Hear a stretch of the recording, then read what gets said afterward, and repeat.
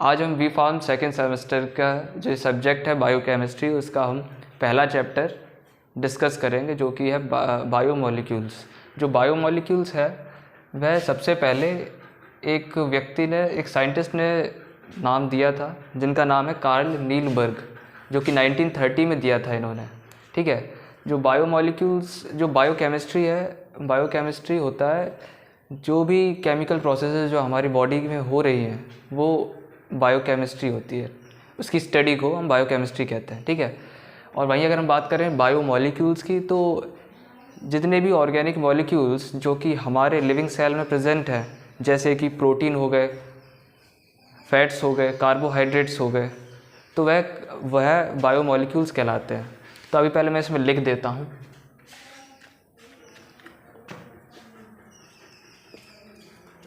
Biomolecules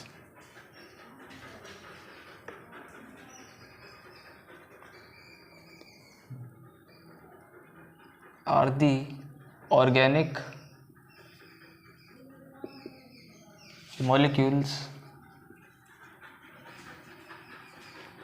molecules that example carbohydrate, fats,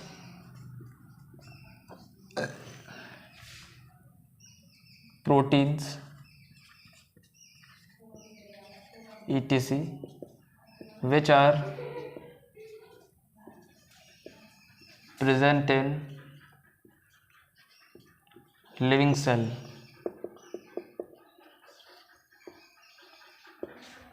जो biomolecules है उसके दो टाइप भी होते हैं, मैक्रोमोलिक्यूल्स और माइक्रोमोलिक्यूल्स। जो माइक्रोमोलिक्यूल्स हैं, पहले हम माइक्रोमोलिक्यूल्स की बात करेंगे, उसके बाद हम मैक्रोमोलिक्यूल्स की बात करेंगे। जो माइक्रोमोलिक्यूल्स हैं वह मॉलिक्यूल्स होते हैं जो कि हमारी सेल में 100 से लेकर 200 तक मॉलिक्यूल्स वो पाए जाते हैं। इनके एग्जांपल हैं न्यूक्लियोटाइड्स है। ठीक है, न्यूक्लियोटाइड्स और भी कई हैं, मुझे याद नहीं आ रहा है। और अब हम बात करेंगे मैक्रोमोलिक्यूल्स की। तो जो मैक्रोमोलिक्यूल्स है, मैक्रोमोलिक्यूल्स हमारी बॉडी में 10⁴ से लेकर 10⁻12 जो इनकी अमाउंट है, इतने हमारे पाए जाते हैं। इसके जो एग्जांपल है न्यूक्लिक एसिड। ठीक है, न्यूक्लिक एसिड है, अमीनो एसिड है, फैट्स है ना। तो ये इसमें आ जाते हैं मैक्रोमोलिक्यूल्स में।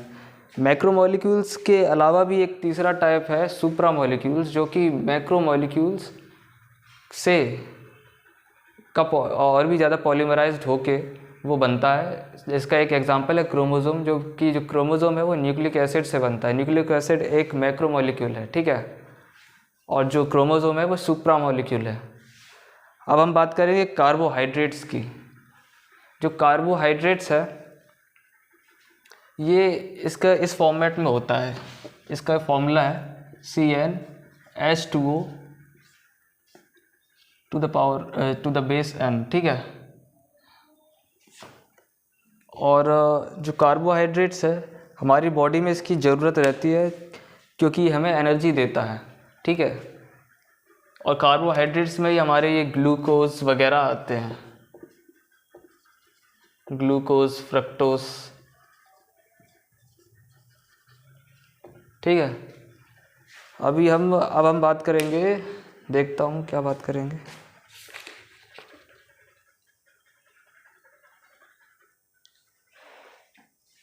जो ग्लूकोज है ना हमारी बॉडी में, इसका काम क्या होता है कि ये ग्लूकोज हमें एनर्जी देता है। और किस तरीके से एनर्जी देता है? जो ग्लूकोज है वह एरोबिक रेस्पिरेशन में इन्वॉल्व होता है। एरोबिक रेस्पिरेशन में क्या होता है कि ऑक्सीजन का इंटेक करता है हमारा जो रेस्पिरेटरी सिस्टम है, लंग्स, और ऑक्सीजन क्या करता है, ग्लूकोज का ब्रेक डाउन करता है, जिससे एनर्जी और कार्बन डाइऑक्साइड और वाटर निकलता है। इसकी रिएक्शन कुछ इस प्रकार होती है। ग्लूकोज का जो केमिकल फॉर्मूला वो होता है C6H12O6 प्लस हमने 6 ऑक्सीजन देंगे, यहाँ पे 6 O2 देंगे, जिससे 6 CO2 निकलेगा प्लस H2O निकलेगा प्लस एनर्जी। ठीक है। तो हमने यहाँ पे 6 ऑक्सीजन दिए ग्लूकोज को ब्रेक डाउन होने के लिए, जिससे CO2 निकली, वाटर निकला और एनर्जी निकला। अब हम बात करेंगे क्लासिफिकेशन की। जो कार्बोहाइड्रेट्स है उन्हें हम कई तरीके से क्लासीफाई कर सकते हैं, on the basis of the complexity, on the basis of the reactivity and on the basis of functional group. ठीक है, तो इसे इरेज करते हैं, फिर उसके बाद क्लासिफिकेशन दिखाते हैं इसका।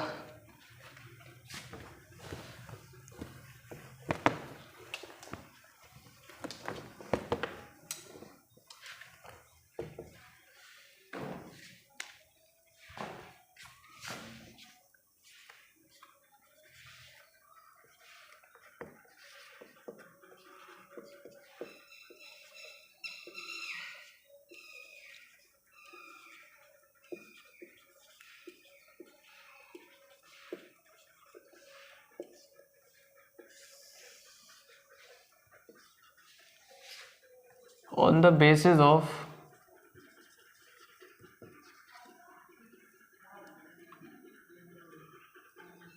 देखो, ऑन द बेसिस ऑफ हम कॉम्प्लेक्सिटी हम उसे क्लासीफाई कर सकते हैं कॉम्प्लेक्सिटी के बेस पे, उसकी रिएक्टिविटी के बेस पे और उसके फंक्शनल ग्रुप के बेस पे।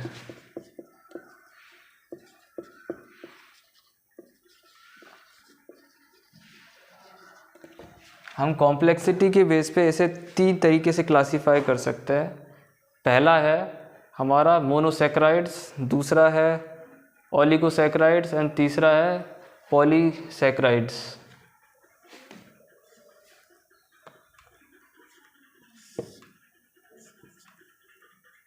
मोनोसैकराइड्स,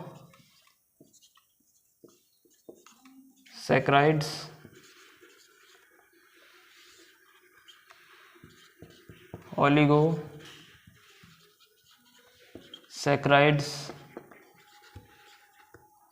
और पॉलीसैकराइड्स।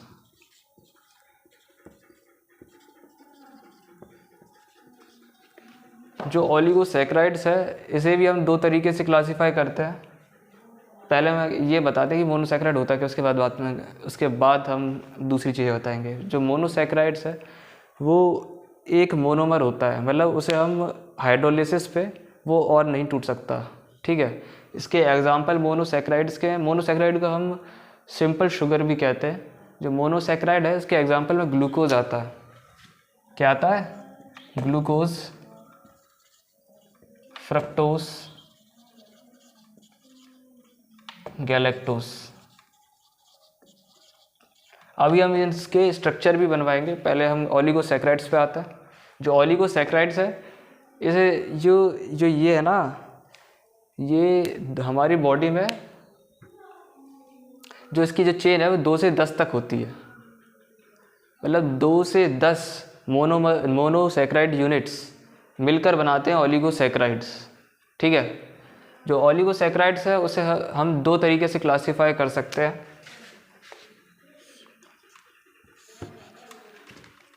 बाइसैकराइड्स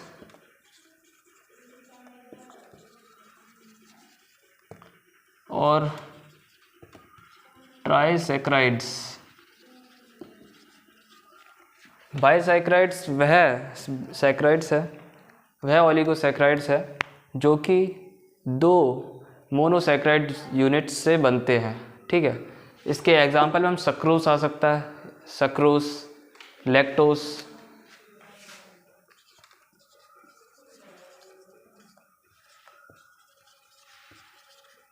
जो सक्रोज है वो 2 मोनोसैकराइड यूनिट से बनी है, जो कि 2, एक ग्लूकोज होता है और एक फ्रक्टोज।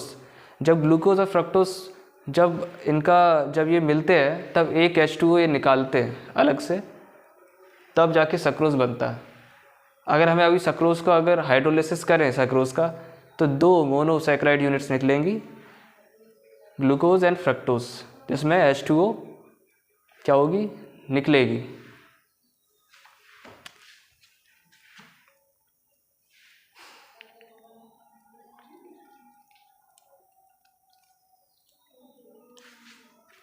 और जो लैक्टोस है, लैक्टोस 2 मोनोसेक्राइड यूनिट से बनता है। जो लैक्टोस है उसमें पहला होता है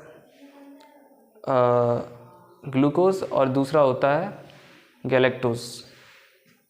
अब हम बात करेंगे ट्राइसैकराइड्स की। ट्राइसैकराइड्स वह मोनोसैकराइड्स होते हैं जो कि वह ओलिगोसैकराइड्स होते हैं जो कि 3 मोनोसैकराइड यूनिट से को मिला के बनते हैं। इसके एग्जाम्पल में आता है रेफिनोस।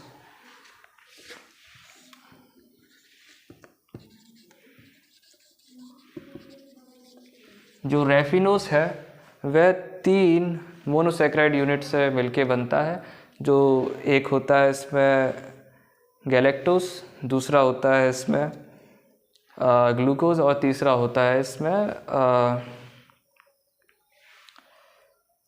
उसका क्या है, फ्रक्टोज। ठीक है, इन तीनों को मिला के रेफिनोस बनता है।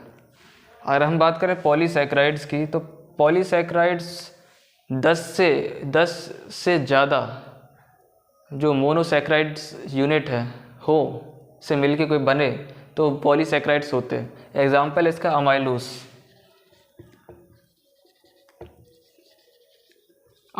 ठीक है, अब हम बात करते हैं on the basis of the reactivity. पहले इसे इरेज कर लेते हैं, ठीक है, फिर हम बात करेंगे on the basis of the reactivity.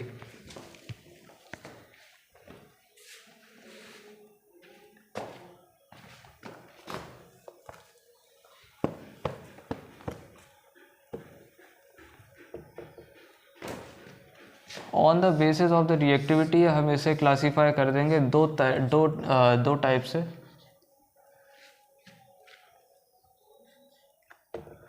पहला है नॉन रिड्यूसिंग शुगर्स और दूसरा है रिड्यूसिंग शुगर।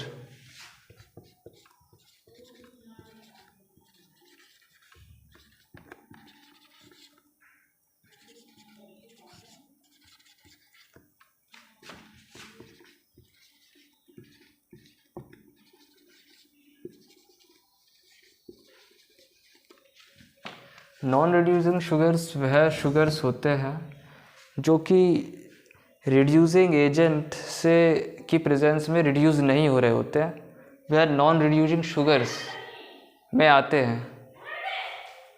और रिड्यूसिंग शुगर्स वह होते हैं जो कि रिड्यूसिंग एजेंट की प्रेजेंस में रिड्यूस हो जाते हैं। ठीक है,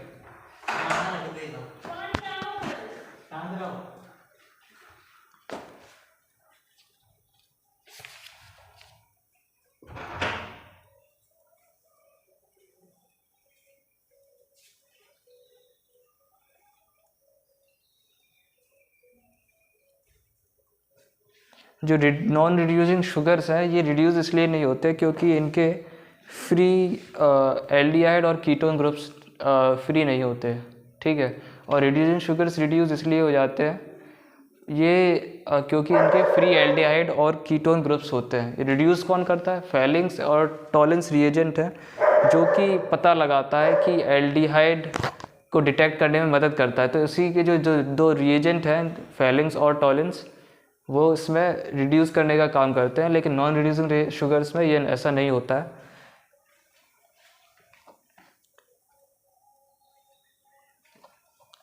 नॉन रिड्यूसिंग शुगर्स में आ जाते हैं अपने पॉलीसैकराइड्स।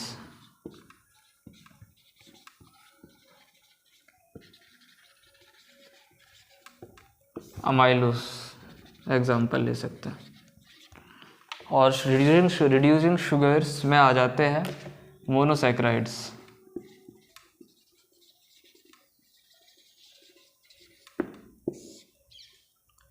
जैसे कि ग्लूकोज। अब इसके बाद हम बात करेंगे फंक्शनल ग्रुप्स की।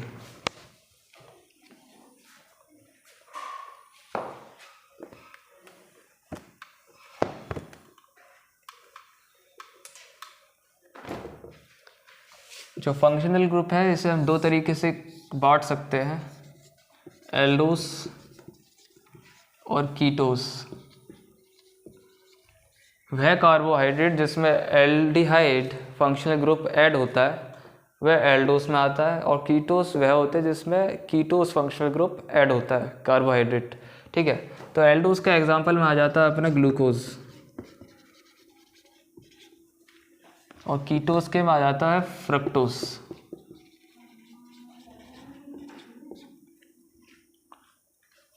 अब इसके बाद हम अब स्ट्रक्चर बनवाएंगे इन सभी के, इन सभी कार्बोहाइड्रेट्स के स्ट्रक्चर बनवाएंगे। सबसे पहले हम ग्लूकोज का बनवाएंगे।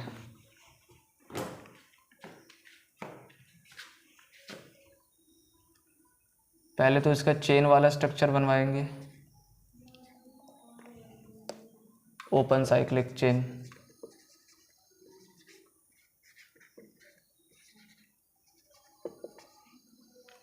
Of glucose.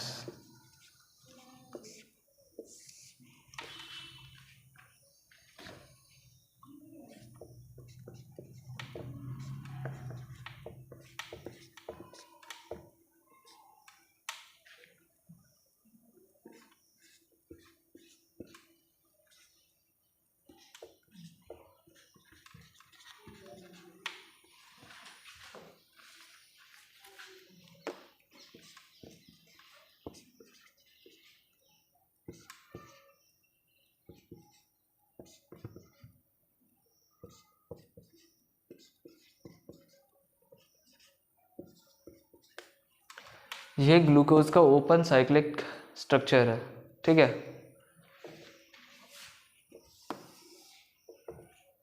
अब हम इसका जो साइक्लिक स्ट्रक्चर बनाएंगे, जो साइक्लिक स्ट्रक्चर है वो हम दो तरीके से बनाते हैं, फिस्चर प्रोजेक्शन से, और दूसरा है हॉवर्थ प्रोजेक्शन, ठीक है।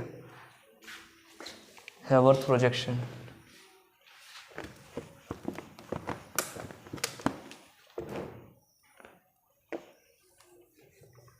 फिस्चर साइक्लिक स्ट्रक्चर।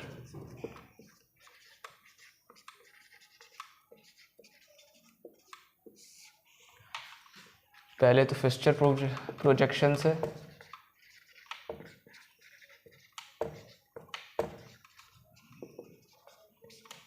फिर हैवर्थ प्रोजेक्शन से।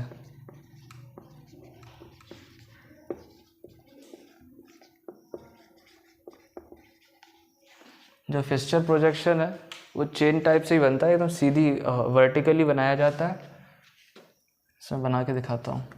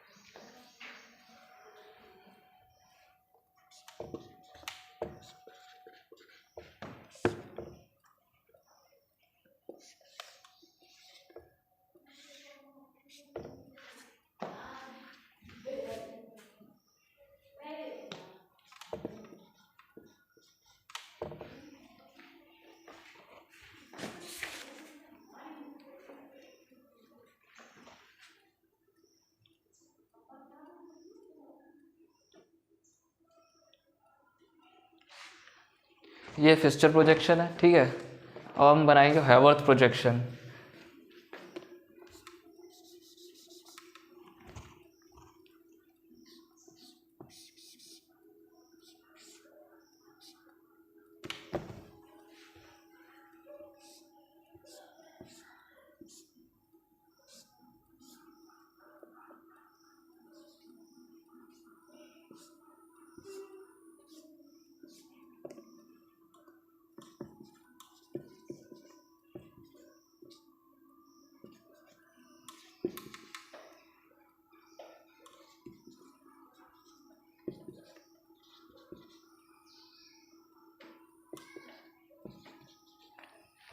अगर इसकी नेमिंग करे जाए तो इसे ये लिखा जाएगा अल्फ़ा डी ग्लूकोज। इसकी नंबरिंग यहाँ से शुरू होती है 1 2 3 4 5, ठीक है, एंड 6 ऊपर वाला। अल्फ़ा हम इसमें अल्फ़ा क्यों लगाए हैं? अल्फ़ा इसलिए लगाया है क्योंकि जो इसका पोजीशन है, अगर ये सामने वाली जो HOH है, इधर भी HOH है, अगर OH ऊपर की तरफ होता और H नीचे की तरफ होता तो यहाँ पे हम बीटा लगाते। और ये जैसे कि लेफ़्ट साइड में जैसे HOH लिखा है और वैसे ही राइट में लिखा है बराबर बराबर, तो इसे अल्फ़ा कहेंगे। और यहीं ये उल्टा हो जाता है, OH ऊपर आ जाता है, H नीचे आ जाता है, तो ये बीटा कहलाता। और वहीं हमने D इसलिए लगाया है, D जो पांचवा हमारा इसमें देख सकते हैं, जो हम इधर से काउंट करेंगे 1 2 3 4 5 6, जो हमारा पांचवा कार्बन है, अगर उसमें जो OH ग्रुप है वो लेफ़्ट साइड में है, सॉरी हाइड्रोजन ग्रुप जो हाइड्रोजन है वो लेफ़्ट साइड में है, तो हम इसमें D लगाएंगे। अगर जो H है राइट साइड में होता तब हम इसमें L लगाते, ठीक है। अब हम स्ट्रक्चर बनवाएंगे फ्रक्टोज का।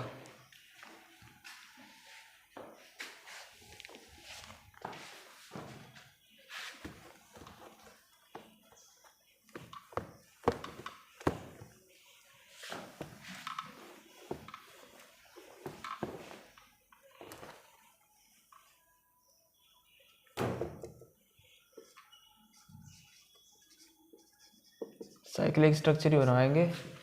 पहले फिस्चर नहीं, हैवर्थ प्रोजेक्शन ही बनाएंगे।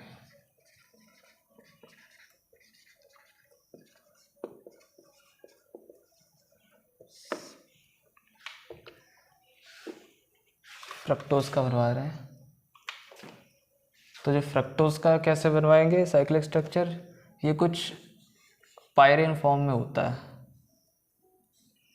नहीं सॉरी फुरेन।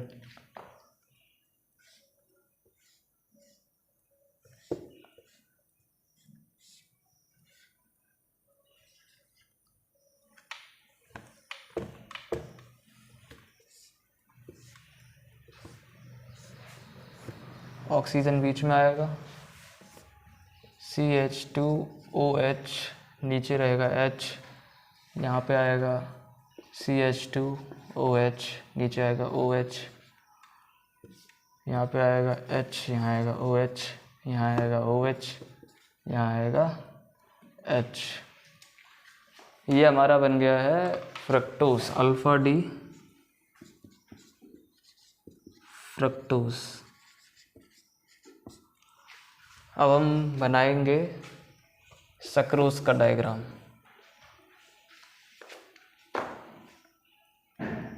सक्रोज कैसे बनेगा? सक्रोज में ग्लूकोज फ्रक्टोज होता है, तो पहले तो ग्लूकोज का बनाने का है।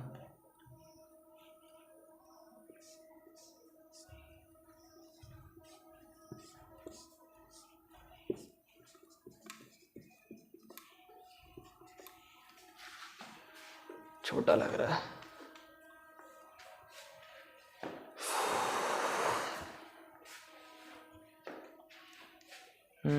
दे सकता।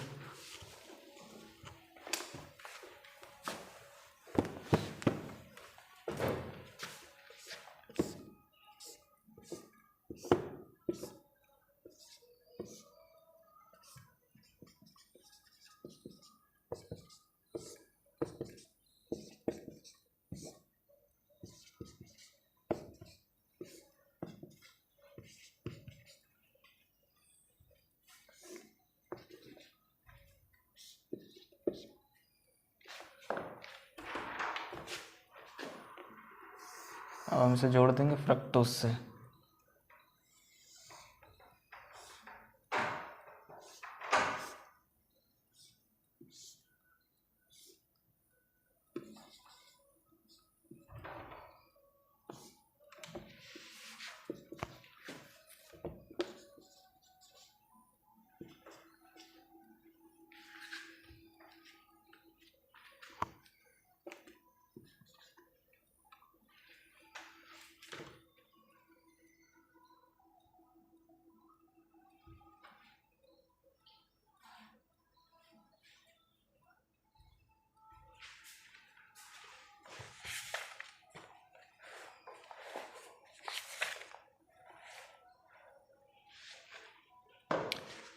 नीचे बनेगा ये।